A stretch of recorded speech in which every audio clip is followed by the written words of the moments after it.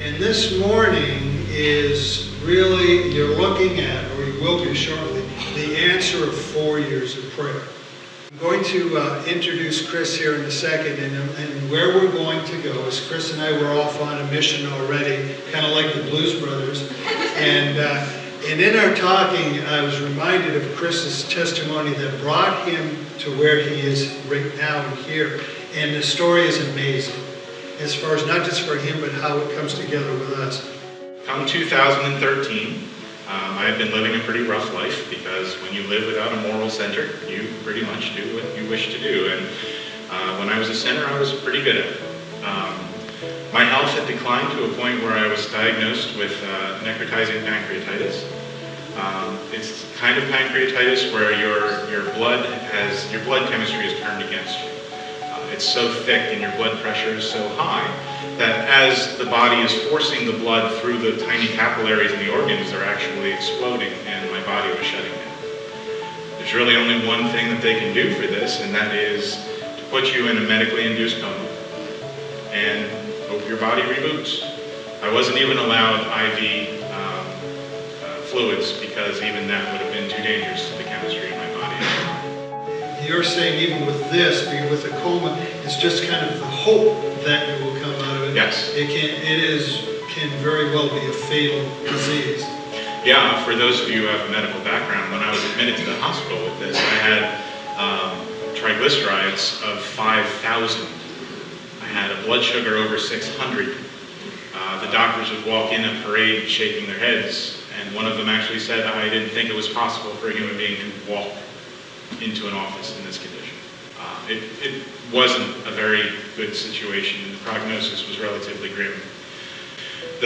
As I said, the cure for this is to put you in a medically induced coma, and what that means was they put me on a Dilaudid drip. Dilaudid is an opioid that's about 10 times more powerful than heroin. When they put you on a Dilaudid drip, that's generally end-of-life care. I was also given a button in the event that I woke up enough to start to feel the pain. I could immediately give myself another dose. When they don't care whether you get addicted to opioids, is when you know you have a serious problem. Fortunately, while I was in that state, the search for meaning didn't go unanswered. God gave me an incredible vision. As I said before, I studied science and I studied mathematics. I studied biology, I studied chemistry, anything I could get my hands on about the physical world. It fascinated me so much. Prior to entering into this situation, I had read an article that was discussing the structure of DNA, or the actual physical structure of chromosomes, and how it actually resembled a Tesla coil. And they were beginning to discover that the chromosome itself is structured so that it's wound tightly in certain places and loosely in other places, and it provides the perfect conduit for electromechanical activity. You see, back a long time ago when they had first discovered DNA, they thought, well, since we evolved from single-celled organisms, of course our DNA is going to be about 90% junk, because it would have all of that history of what had led up to this. What biochemists are beginning to find out now is that not only is it not 90% junk, almost every element of it is necessary. And not only is the the protein-producing section of the DNA important, it's everything around it that folds those sections, almost like computer code. And the way it folds those sections in computer code is through this electromagnetic activity, electromechanical activity rather. So what we have is this extremely complex code, 1.6 billion pairs of nucleotides. That is the blueprint of our existence. But it's not only the code, it's the syntax and the machine and the power source that makes it possible. There is not one single molecule within our DNA that isn't necessary. And this couldn't possibly have fallen out of pure chance. As I'm going through this revelation in my mind at this time, I realized that there is an irreducible complexity to this system. There is no single part of this system that could exist on its own and have meaning. Which means there has to be a designer. There has to be a designer who is so far above and beyond our comprehension that he produced something that even now, in our advanced technological state, we're only beginning to scratch the surface of. And so miraculously, I came out of this okay. So my life leading up to this point reflects very much Romans 1, 18 through 25, and if I could just read that real quick.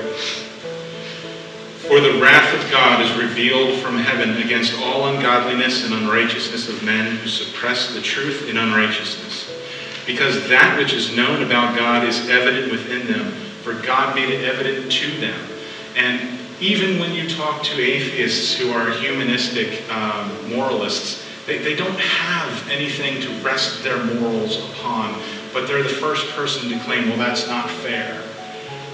Well, not fair by what standard? Whose standard? By what degree do you declare fairness? If you were to just look at the world itself, you would see that nature is red in tooth and claw, and the strongest and most powerful are the ones who rule. But yet that's not the rule in our heart.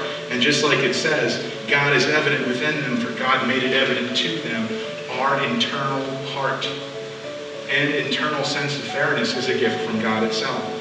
For since the creation of his world, his invisible attributes, his eternal power and divine nature have clearly been seen, being understood through what has been made, so that they are without excuse. All of these great thinkers and scientists who are investigating this incredibly complex, beautiful world that we live in, who see these incredible markers of design, the fingerprints of God himself on the universe, who deny it. For even though they knew God, they did not honor him as God or give thanks, but they became futile in their speculations, and their foolish heart was darkened. Professing to be wise, they became fools, because they took God out of the equation.